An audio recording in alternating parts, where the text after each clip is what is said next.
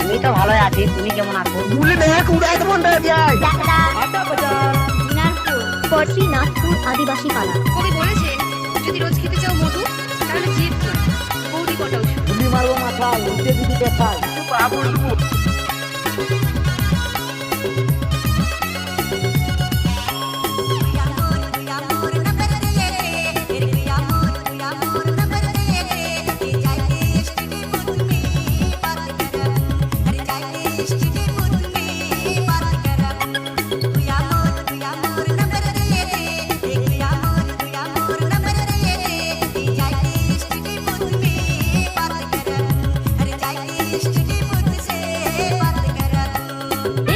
जो आकर गुजर जाता है वो एक हवा का झोंका है और कुछ नहीं।